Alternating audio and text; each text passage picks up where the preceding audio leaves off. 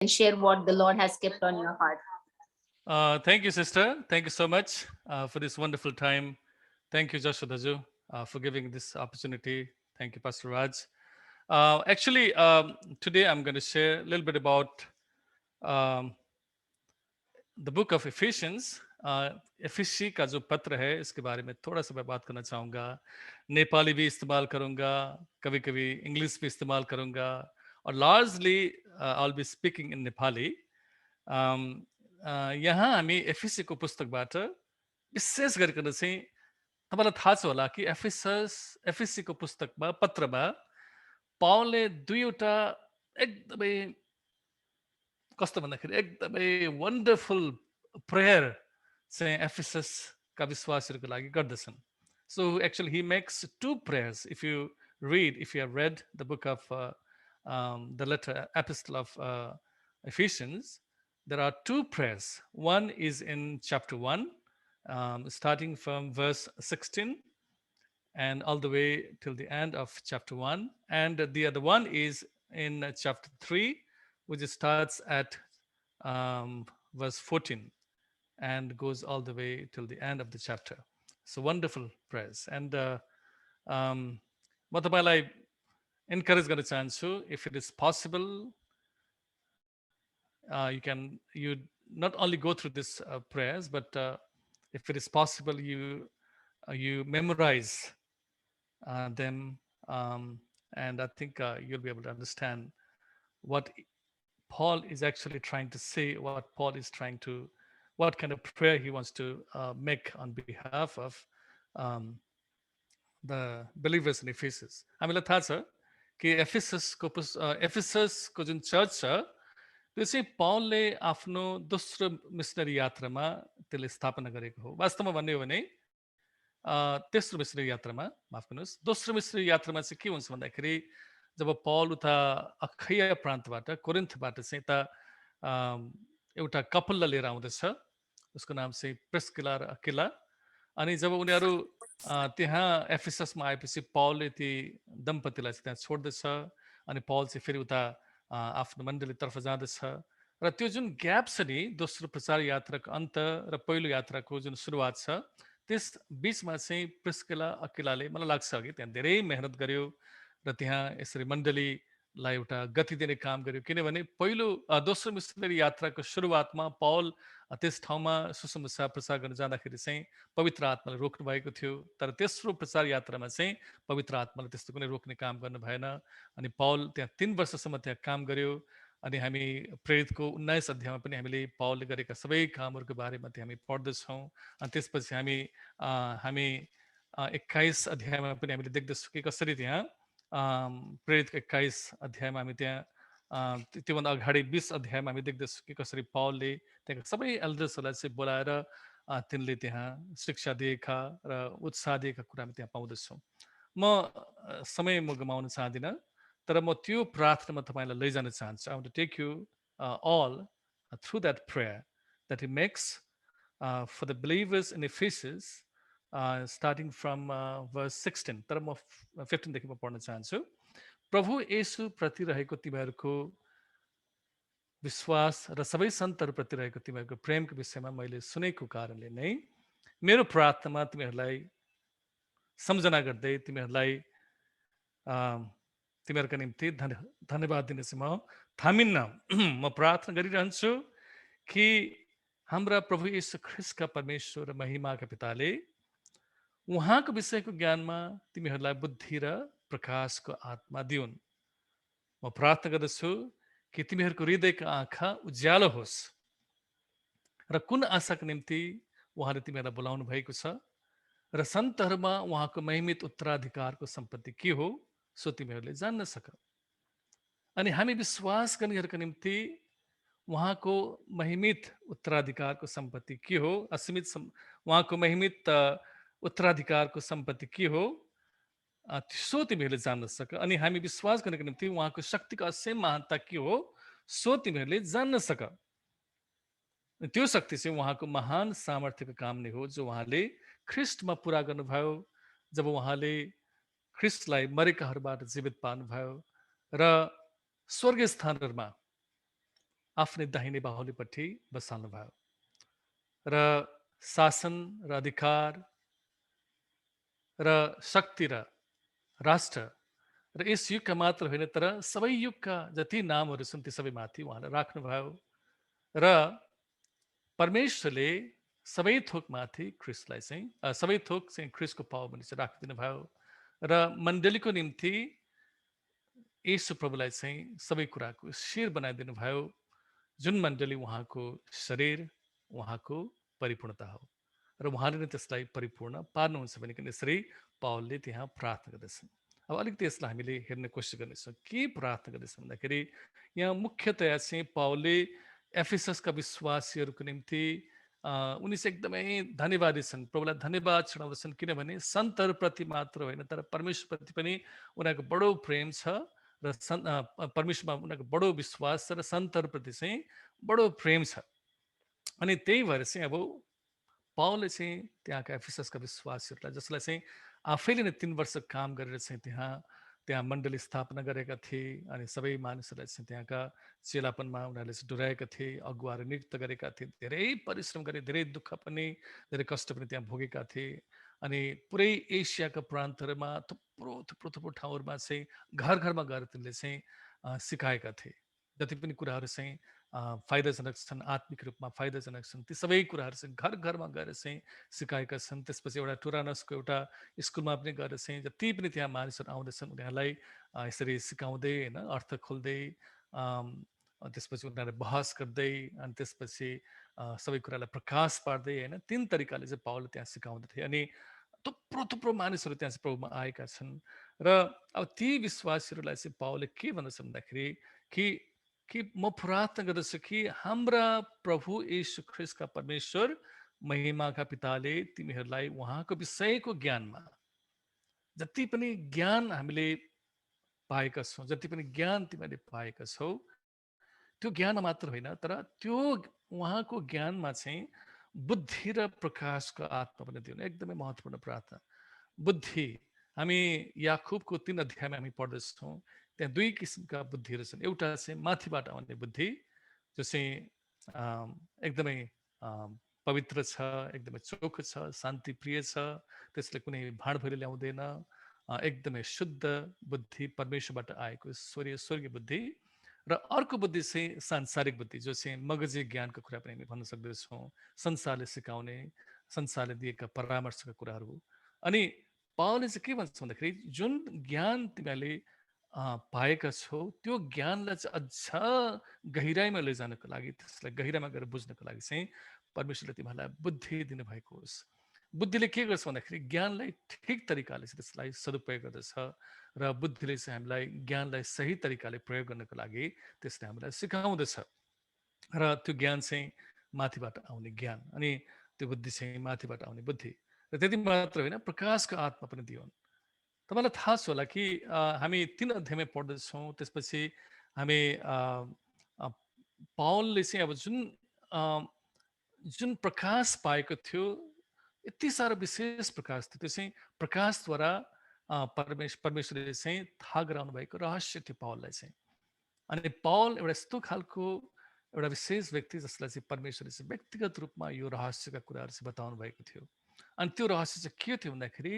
कि सुसमाचारद्वारा अन्य जातहरू चाहिँ सबै यहुदी विश्वासीहरूसँग सङ्गी हकवाला साझे हकद्वारा र जति पनि येशू ख्रिस्ट प्रभुमा रहेका जति पनि प्रतिज्ञाहरू छन् ती सबै प्रतिज्ञाका साझेदारहरू हुन् भन्ने कुरा चाहिँ परमेश्वरले चाहिँ पावललाई व्यक्तिगत रूपमा चाहिँ यो प्रकाश दिनुभएको थियो अनि यो प्रकाश चाहिँ तिमीले पाउन सक हामीलाई थाहा छैन कि पावल यस्तो खालको व्यक्तित्व हो जसले चाहिँ जुन यहुदी र अन्य जातिको बिचमा विद्यमान जुन प्रकारको एउटा वैमनुष्यता थियो एकले अर्कालाई स्वीकार नगर्ने जुन प्रकारको एउटा फुट थियो जुन प्रकारको एउटा शत्रुता थियो त्यो सबै शत्रुतालाई चाहिँ कसरी हुन्छ मेटाएर चाहिँ यसो ख्रिस्ट प्रभुले जसरी यहुदी र अन्य जातिलाई चाहिँ दुवैबाट चाहिँ एउटा पवित्र जाति उहाँले बनाउन चाहनुहुन्छ त्यो पवित्र जातिलाई बनाउनको लागि पावल चाहिँ एकदमै कसरत गरिराखेको थियो हामीलाई थाहा छ कति कति ठाउँमा गएर जब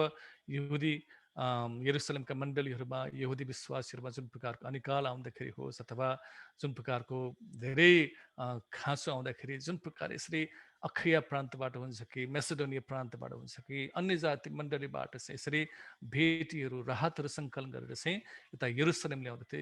अनि त्यसको पछाडि एउटै मकसद के थियो भन्दाखेरि कि यहुदी जसले चाहिँ अन्य जातिलाई चाहिँ एकदमै सहर्ष स्वीकार गर्न सकिरहेका थिएनन्, किनभने उनीहरूले यो रहस्य थाहा थिएन कि कसरी चाहिँ एउटा अन्य जाति जस्तो तल्लो स्तरका मान्छेहरूले चाहिँ हामी जस्तो विशेष अधिकार, यहुदीले जस्तो विशेष अधिकार पाउन सक्दछ अथवा हाम्रो स्तरमा एउटा अन्य जाति कसरी आउन सक्दछ, यो कुरा उनीहरूले बुझ्नै सकेका थिएनन्। अनि उनीहरूले के कुरामा जबरजस्ती गरिराखेका थिएन, के कुरामा ढिप्पी गरिराखेका थिएन भन्दाखेरि कि उनीहरू जति पनि अन्य जातिहरू छन्, अन्य जातिहरू पनि पहिला चाहिँ व्यवस्थालाई चाहिँ उनीहरूले पालन गर्नुपर्छ, खतना गर्नुपर्छ। अनि यहुदी रीति अनुसार चाहिँ उनीहरू चाहिँ शुद्धिकरणको प्रक्रियाबाट भएर उनीहरू चाहिँ बल्ल बल्ल उनीहरू चाहिँ यसरी यहुदी धर्मलाई चाहिँ यहुदी परम्परालाई चाहिँ अपनाएर चाहिँ त्यसपछि मात्र उनीहरू चाहिँ उनीहरूले पाउने जुन एउटा विशेष अधिकार छ त्यसमा सहभागी हुन सक्दछ।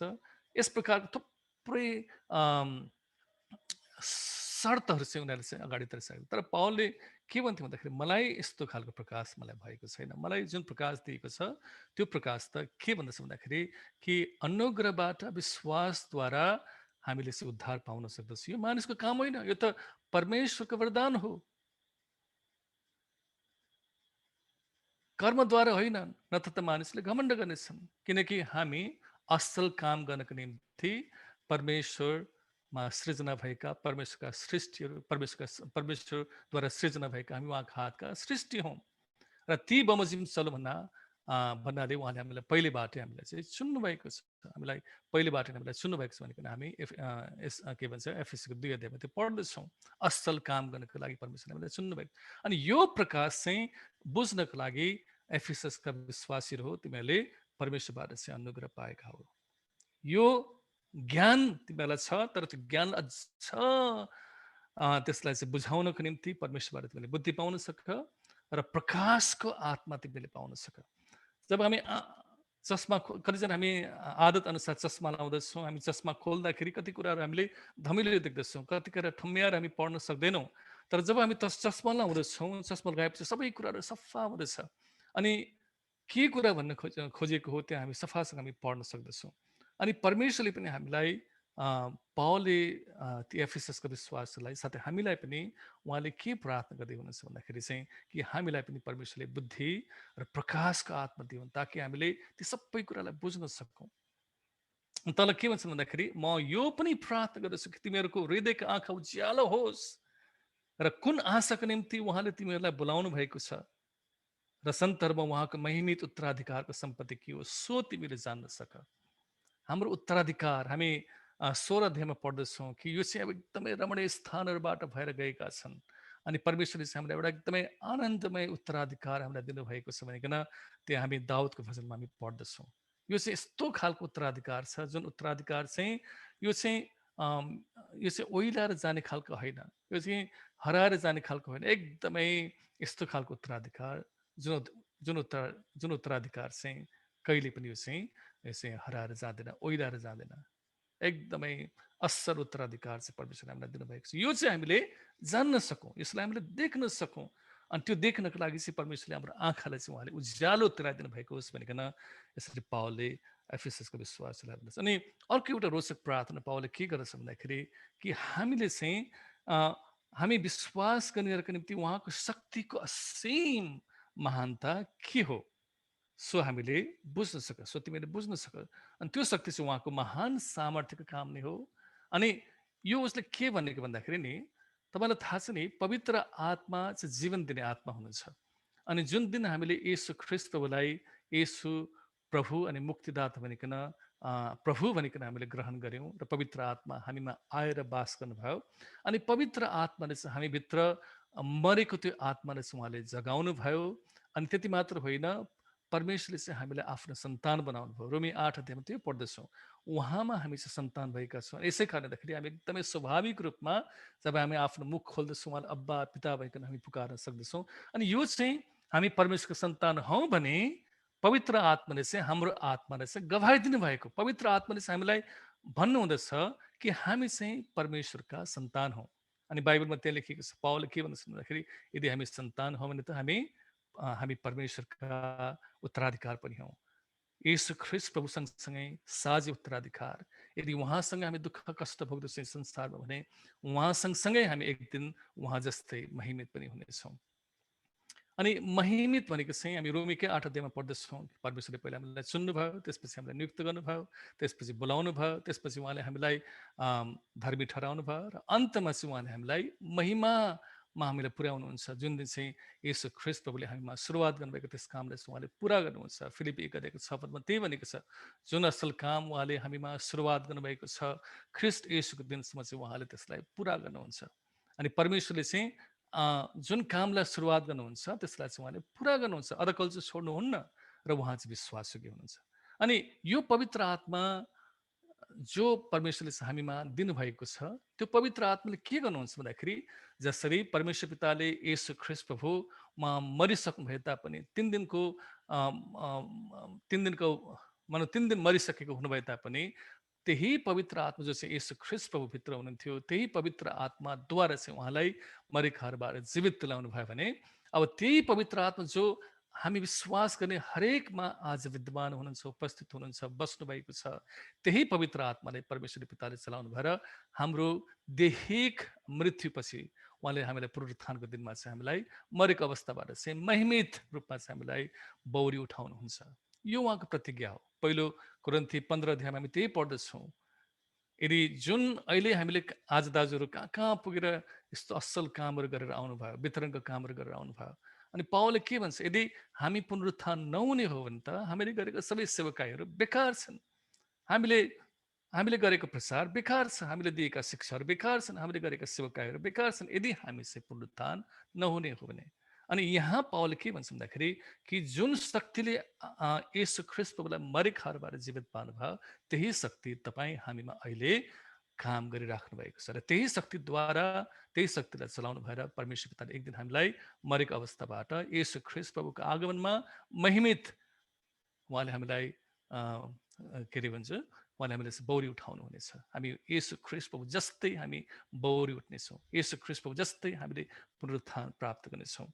र त्यति मात्र होइन, उहाँले के गर्नु भन्दाखेरि येशू ख्रिस्ट प्रभुलाई जसरी उहाँले चाहिँ के अरे दाहिने बाहुलीपट्टि बसाल्नु भयो र सबै शासन अधिकारमाथि उहाँलाई चाहिँ नियुक्त गर्नुभयो र हरेक नाउँ जो जति संसारमा छन्, पृथ्वीमा, स्वर्गमा जति पनि नाउँ छ ती सबै माथि राख्नुभयो, त्यसरी नै परमेश्वरले पनि हामीलाई तल भनेको छ नि त होइन कि यसै कारण पापमा हामी मरेका भए तापनि उहाँले हामीलाई ख्रिस्टसँग जीवित पार्नुभयो, अनुग्रहबाट नि तिमीले उद्धार पाएको छ र उहाँसँग हामीलाई उठाउनु भयो अनि स्वर्गीय स्थानहरूमा ख्रिस्ट येशूसँगै बसाल्नु भयो। हेर्नुहोस्, जसरी जुन कुरो चाहिँ परमेश्वर पिताले चाहिँ येशू ख्रिस्ट प्रभुको जीवनमा गर्नुभएको छ, पवित्र आत्मा हामीमा हुनुभएको कारणले गर्दाखेरि, हामी विश्वासी भएको हुनाले गर्दाखेरि, परमेश्वरका हामी सन्तान भएका हुनाले गर्दाखेरि परमेश्वरले त्यही कामलाई चाहिँ हाम्रो जीवनमा पनि उहाँले गर्नुहुन्छ। डिट्टो उहाँले चाहिँ हाम्रो जीवनमा गर्नुहुन्छ।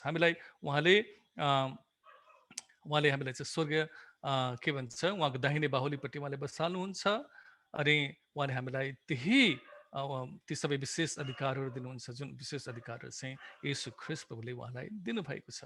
र अन्तमा चाहिँ के लेख्छ भन्दाखेरि परमेश्वरले सबै कुरा उहाँका पाउमा नि राखिदिनु भयो र मण्डलीको निम्ति उहाँलाई नै सबै कुराको शेर तुल्याइदिनु भयो।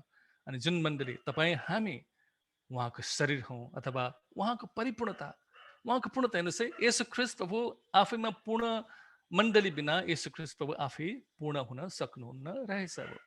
हामीले चाहिँ उहाँलाई पूर्णता दिँदछौँ र उहाँले नै सबै थोकलाई परिपूर्ण पार्नुहुन्छ। उहाँले नै सबै थोक उहाँले चाहिँ सबै कुरा उहाँले चाहिँ परिपूर्ण पार्नुहुन्छ। अनि पछिबाट गएर चाहिँ पावलले एउटा अर्को के खुलासा गर्दछन् भन्दाखेरि पहिलो कोरिन्थी 15 अध्यायको 28 पदमा कि जब सबै कुरालाई परमेश्वरले चाहिँ हामीलाई संसार स्वर्ग जति पनि भएका सबै थोकहरूलाई येशू ख्रिस्ट प्रभुको पाउमुनि राख्नु भएपछि, येशू ख्रिस्ट प्रभुको अधीनमा राख्नु भएपछि परमेश्वर पिताले चाहिँ आफै स्वयं येशू ख्रिस्ट प्रभुलाई पनि आफ्नो अधीनमा राख्नुहुन्छ र पिता चाहिँ सबै माथि चाहिँ उहाँ सर्वेसर्वा हुनुहुन्छ। अन्तमा एउटा लाइन भनेर म शेष गर्न चाहन्छु। हामी जति पनि आज जुन सौभाग्य हामीले पाइराखेको छौँ, प्रभुको सेवा गर्ने सौभाग्य पाइराखेको छौँ, जे पनि आज हामी गर्न पाइराखेको छौँ। अघि हामीले 2 अध्यायमा पढ्यौँ नि त होइन कि उहाँका असल काम गर्नको निम्ति, उहाँका असल कामको निम्ति उहाँका हातका हामी सृजनाहरू हौँ। उहाँका हातका उहाँले नै हामीलाई सृजना भएका उहाँका हातका सृष्टि हौँ। र यी सबै कुरा गर्नको लागि परमेश्वरले चाहिँ पहिलेबाट नै उहाँले चाहिँ नियुक्त गरिसक्नु भएको थियो। अनि हामीले किन गरिराखेका छौँ भन्दाखेरि किनभने परमेश्वरले उद्धार पाएकाहरू उहाँका छोराछोरीलाई असल काम गर्नको निम्ति पहिले नै नियुक्त गरिसक्नु भएको थियो। अनि अब यी असल कामले हामीलाई उद्धार दिन सक्दैन, किनभने उद्धार हामीलाई आवश्यक छैन, किनभने येशू ख्रीष्ट प्रभुमा विश्वास गरेर हामीले उद्धार पाइसकेका छौँ। उद्धार त ती मानिसहरूलाई आवश्यकता छ जुन मान्छेले चाहिँ येशू प्रभुलाई विश्वास गरेका छैनन्। तर हामीले त येशूलाई विश्वास गरिसकेका छौँ। तर हामीले जुन काम अहिले असल काम गरिराखेका छौँ, यो काम चाहिँ अब यो चाहिँ बाई प्रोडक्ट हो। हामीले उद्धार पाएका हुनाले गर्दाखेरि चाहिँ यो हामीले गर्ने एउटा स्वाभाविक एउटा प्राकृतिक काम हो। अनि यसबाट परमेश्वर हामीले इनाम दिनुहोला, तर हामी उद्धारको निम्ति होइन, तर हामी परमेश्वरलाई महिमा दिनको निम्ति र परमेश्वरले जुन कामको निम्ति हामीलाई पहिलेबाट नै सुन्नुभएको छ, ती सबै कुरा हामीले स्वाभाविक रूपमा प्राकृतिक रूपमा हामी गरिराखेका छौँ। प्रभुलाई नै सबै कुराको महिमा होस्। र यो प्रार्थना जो हामीले पौलको प्रार्थना आज हामीले अलिकति भए पनि हामीले हेऱ्यौँ अघि, त्यसबाट सबैलाई नै आशिष मिलेको होस्। र बाँकीको समय फेरि पनि सिस्टर हन्नालाई म दिन चाहन्छु।